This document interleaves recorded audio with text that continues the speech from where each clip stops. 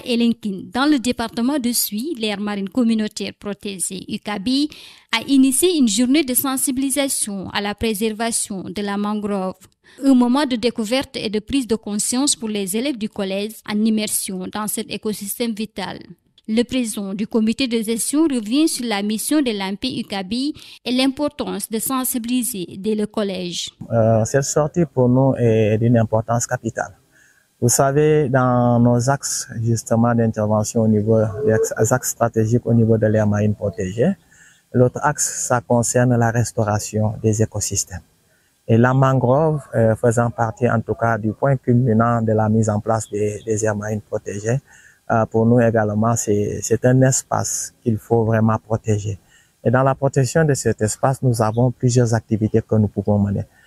Une des activités, c'est justement l'éducation, la sensibilisation, mais surtout l'éducation environnementale, parce que nous pensons que, au fur et à mesure que nous avançons, c'est vers les jeunes générations que nous devons mener beaucoup plus d'activités pour qu'il y ait un impact dans le futur par rapport à la gestion des différentes ressources.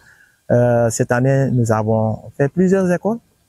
Et nous avons choisi également une des écoles que nous avons fait, c'est le CM d'Elenkin. Elenkin, sa position est très importante pour nous. Elenkin, c'est même pas un point de débarquement, un quai de pêche, où débarquent plusieurs ressources. Elenkin également, il y a les femmes d'Elenkin qui mènent beaucoup d'activités dans la mangrove. Et Elenkin également, par rapport aux activités de transformation, les ressources de la mangrove sont beaucoup utilisées. L'autre chose également, Elenkin, c'est un endroit où on mène beaucoup de l'écotourisme. Et justement, aujourd'hui, on s'est déplacé vers le campement du moins des Frans, qui se trouve justement au milieu de cet écosystème qu'on demande également d'accompagner et d'éduquer les jeunes par rapport à cet écosystème-là. C'est pourquoi nous nous sommes déplacés aujourd'hui. C'est pourquoi également, pour mieux conduire nos axes, nous sommes obligés d'intégrer toute la communauté, que la communauté soit sensible par rapport à cet écosystème. L'éducation environnementale est au cœur des actions de l'association éco-rurale. Son président, Lamine Koli, appelle à une mobilisation collective. On a constaté que ce soit aux États-Unis, que ce soit partout, on tient compte des enfants, des jeunes au niveau des écoles. Donc nous pensons que, en tout cas, ces jeunes-là, donc on doit travailler sur ces jeunes qui sont au niveau des écoles primaires surtout, hein, parce que nous pensons que puisque c'est l'avenir de demain, donc ces derniers devront en principe donc avoir une certaine compétence, d'autant plus que les jeunes, ils ont l'habitude d'apprendre. Donc nous, on s'est dit qu'il faut qu'on travaille sur ça et qu'on pense que l'État du Sénégal vraiment doit s'investir sur l'éducation environnementale, surtout. Parce que si il s'investit, d'autant plus que les AMP, que ce soit les collectivités locales, tout le monde en tout cas connaît la pertinence de cette activité-là, son importance par rapport aux populations. Mais maintenant, c'est au niveau des écoles que c'est pas encore introduit. Nous pensons que vraiment, il faut qu'on s'investisse tous par rapport au lobbying, que ce soit les AMP, nous en tant qu'association, qu'on s'y mette pour que demain, que cette activité soit là. Parce que nous pensons que c'est une des activités qui est les activités phares qui pourront en tout cas protéger notre mangrove, notre forêt, en tout cas tout ce qui est même dans le cadre même de la gestion des autres. Ce que nous faisons, pour nous, c'est très minime. Certes, il y a un impact, mais c'est très minime. Donc, on souhaiterait quand même qu'il y ait le maximum d'écoles. Donc, on a 7 communes. Au moins, si dans chaque commune, on peut toucher 10 écoles. Donc, cela va permettre, chaque année de ces 10 écoles, ça va permettre vraiment, en tout cas, une protection de cet environnement, qu'il y ait des élèves qui connaissent ce que c'est que l'AMP, qui connaissent ce que c'est que l'environnement, ce que c'est que la mangrove, qu'est-ce que c'est. Quand tu connais quelque chose, tu peux le protéger ça. Tant que tu ne connais pas, tu ne peux pas protéger. C'est pas possible. Pour mieux comprendre les enjeux, le conservateur de l'aire marine fait le point sur les défis environnementaux auxquels fait face la mangrove de la Jaune. Bon, en dehors des changements climatiques qui font que la mangrove se dégrade, il y a aussi, même si ce n'est pas très accentué, on a l'exploitation aussi du bois de mangrove que les gens utilisent pour divers services. Soit c'est pour fumer le poisson, soit c'est pour chercher des perches, ou bien c'est pour confectionner les plafonds au niveau de nos maisons. Les gens l'utilisaient avant. Mais il y a aussi, on peut ajouter les mauvaises pratiques de récolte d'huîtres. Il y a des gens qui ont tendance à couper les racines de la mangrove et emporter en même temps les huîtres qui sont collées là-dedans.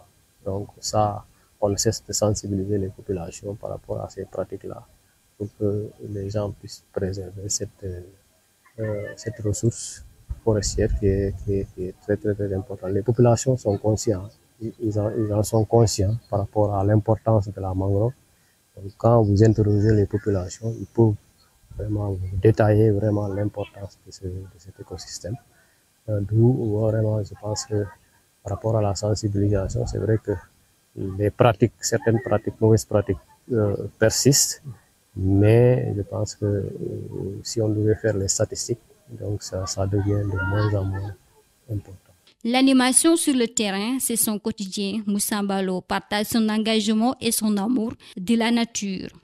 On ne peut pas connaître la valeur de la biodiversité de cet écosystème-là, voire même son importance vis-à-vis de notre atmosphère en tant que puits de carbone, et vraiment détruire cette atmosphère, détruire cet écosystème-là. Donc si on connaît la valeur de cet écosystème vis-à-vis de sa biodiversité, mais aussi de son impact sur notre climat, on ne peut pas attaquer cet écosystème. On peut faire autre chose que cela. Maintenant, aujourd'hui, le combat, c'est quoi? C'est comment restaurer ces espaces-là. Et ce comment restaurer ces espaces-là doit passer par un message, par des sensibilisations envers les populations. Il faut que les populations comprennent que vivre avec cet écosystème, c'est une chance. Et cette chance-là, elle doit la saisir. Comment? En œuvrant dans le but de la restaurer, mais aussi en se battant, en la préservant. Mais le phénomène est partout. Il y a beaucoup d'espace à restaurer dans les aires marines protégées. Vous savez, on ne peut pas changer une société en commençant par les adultes. Le plus important, c'est de commencer avec le bas âge. Donc, commencer aujourd'hui avec cette petite génération-là, leur inculquer des valeurs de préservation de cet écosystème-là, revient à protéger cet écosystème-là demain. Parce que si aujourd'hui le message ne passe pas envers ces enfants, qui demain deviendront adultes, ils vont apprendre le mal envers leurs adultes. Mais si aujourd'hui ces enfants-là sont bien formés, informés par rapport à la valeur, par rapport à l'importance de cet écosystème-là, eux-mêmes, bientôt ils seront les garants. Et d'ailleurs même, ils sauront faire passer le message. Parce qu'un enfant qui voit sa maman couper les padotuviers pour usage de construction, soit des jardins ou bien des plafonds de maison, il peut directement interpeller son père ou sa mère pour lui dire que mais pourquoi couper cet écosystème qui est aussi important pour nous, pas pour elle-même. Donc, ils pourront être des relais communautaires dans les localités, vraiment. Donc, faire passer le message avec les élèves, avec les enfants qui ne sont même pas aussi à l'école, parce que il y a des rencontres qui sont organisées avec des enfants, des jeunes qui ne sont pas à l'école dans ce même but-là. Donc, faire passer le message chez ces enfants-là, c'est vraiment préserver cet écosystème-là dans l'avenir, parce que demain, ils seront les